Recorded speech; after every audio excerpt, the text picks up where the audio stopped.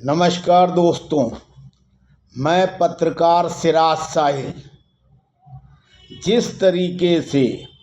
Bharatiya Janata party और उसके नेतृत्व वाली सरकार ने केंद्र में 2014 से सत्ता पर कब्जा किया है और उसके बाद से कमोबेश लगातार हो रहे सभी विधानसभा चुनावों में हर राज्य की सरकारों पर भारतीय जनता पार्टी ने अपने सहयोगियों के दम पर परचम लहराया है। उसको देखते हुए ये लग रहा है कि भारतीय जनता पार्टी, राष्ट्रीय स्वयंसेवक संघ और उनके सहयोगियों का जो मकसद भारत को हिंदू राष्ट्र बनाने का है वह निरंतर आगे बढ़ रहा है और निश्चित तौर पर भाजपा और आरएसएस सहित उनके सहयोगी अपने इस लक्ष्य को बहुत जल्द हासिल कर ले जाएंगे। इसकी प्रमुख तौर पर कई वजह हैं। पहली वजह तो ये है कि भारतीय जनता पार्टी भारत के कुल मत प्रतिशत का 32 से लेकर 40% का मत हासिल करने के बावजूद सत्तासीन हो जाती है, जबकि उसके विपक्ष में पड़ने वाले वोटों की मत प्रतिशत संख्या ज़्यादा होती है। लेकिन क्योंकि विपक्ष पूरी तरह से बिखरा रहता है, इसका फायदा भारतीय जनता पार्टी को मिलता है। अब रही बात हिंदू राष्ट्र की स्थापना की, तो इसके लिए भारतीय जनता पार्टी, आरएसएस और उसके सहयोगी जितनी शिद्दत से मेहनत कर रहे हैं, उससे ज़्यादा उनके लक्ष्य को आसान करने की दिशा में सहायता उनके तथाकथित विरोधी राजनीतिक दल ही कर रहे हैं। मसलन सत्ता हासिल करने के लिए ये विरोधी दल किन्हीं मामलों पर, मसलन लोकसभा चुनाव के मद्देनज़र भारतीय जनता पार्टी और एनडीए के विरोध में तो एकजुट होते हैं, लेकिन सत्ता की चाशनी चाटने के मकसद से यही विरोधी दल विधानसभा के चुनावों में आपस में ही एक दूसरे के खिलाफ अपने प्रत्याशी उतार देते हैं, ताकि राज्य विधानसभाओं की सत्ता को एन केन प्रक्रिया हासिल किया जा सके। विपक्षी दलों की यही मूर्खता भारतीय जनता पार्टी और एनडीए को दिन प्रतिदिन मजबूत करती जा रही है। अब हम बात करते हैं राष्ट्रीय स्तर पर करने वाली गलतियों को लेकर विपक्ष कौन सी बड़ी गलतियां कर रहा है। प्रधानमंत्री नरेंद्र मोदी को चुनौती देने के नाम पर चाहे कांग्रेस के युवराज राहुल गांधी हों, अरविंद केजरीवाल हों, समाजवादी पार्टी के अध्यक्ष अखिलेश यादव हों, तेजस्वी यादव हों,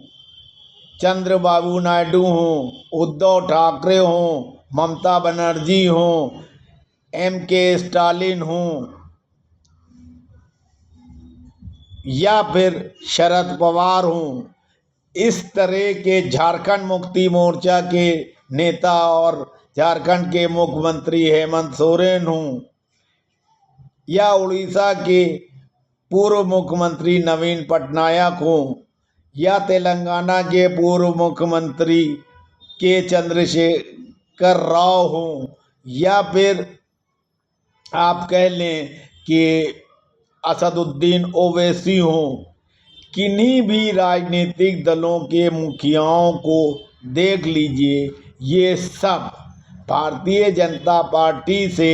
लड़ने का दिखावा तो करते हैं, लेकिन पूरी ईमानदारी और तत्परता के साथ उसके खिलाफ नहीं एकजुट हो पाते हैं। इसका फ़ायदा भी भारतीय जनता पार्टी को मिलता है। हालांकि हिंदुत्व की बात करने वाली भारतीय जनता पार्टी और उसके रणनीतिकारों को इस चीज़ का भी आभास होता रहता है कि पूरे समाज में सनातन धर्म के मानने वाले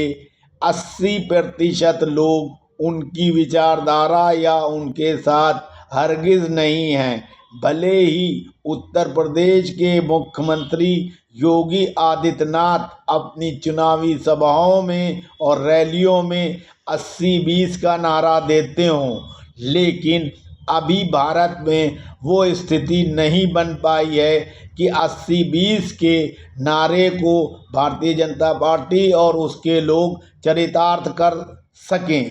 आप पूरे देश के किसी भी विधानसभा चुनाव के नतीजों का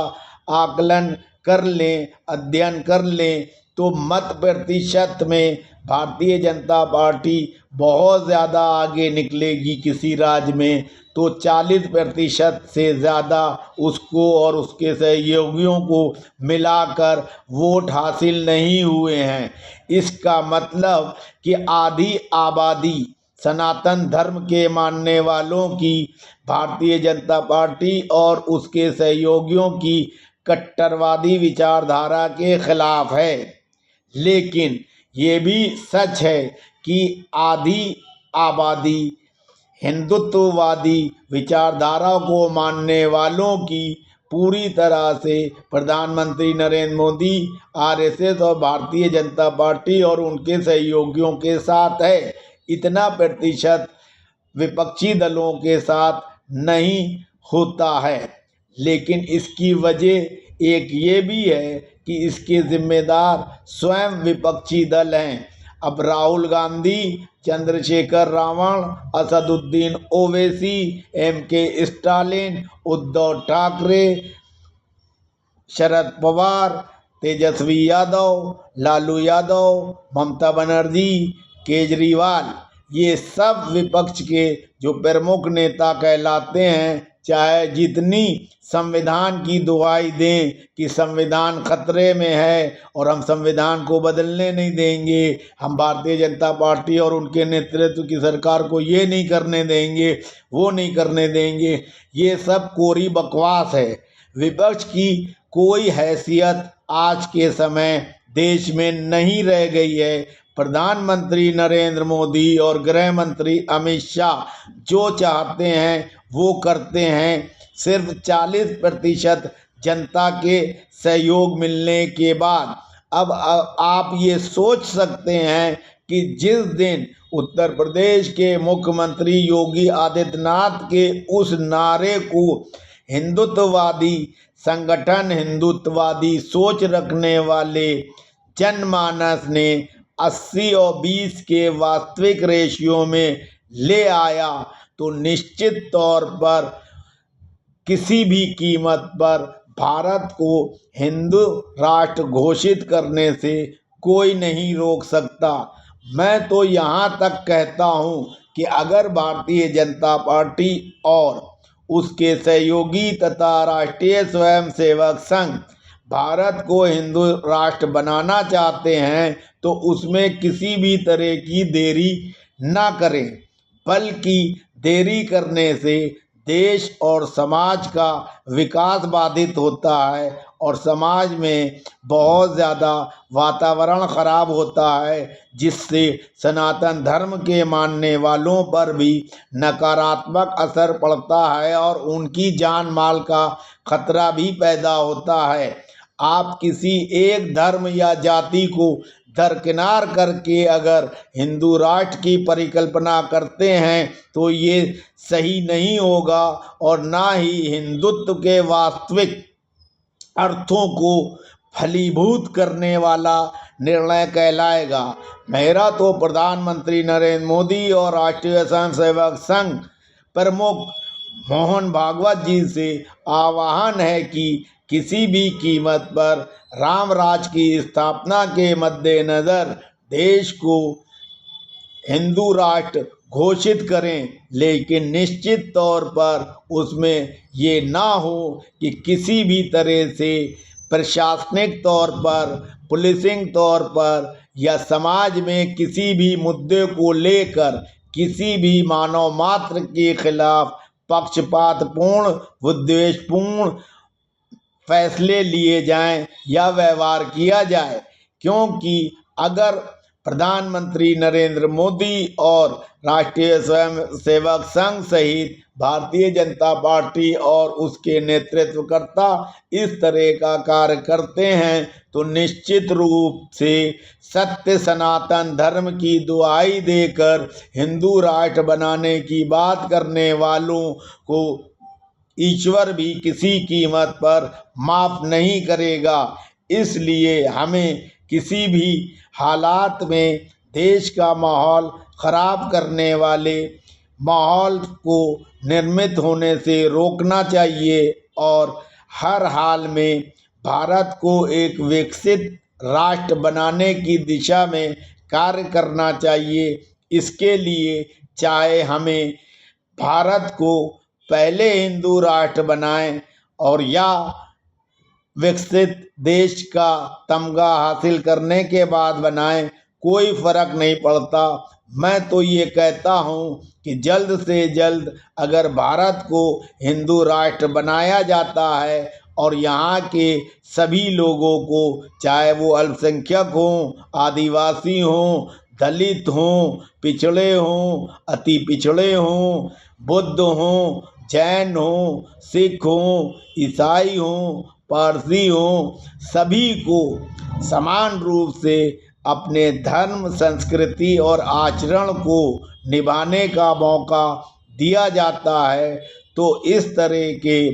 हिंदू राष्ट्र से किसी को कोई परहेज नहीं होगा न। लेकिन अगर आप देश के नागरिकों के ऊपर किसी तरह का अत्याचार कर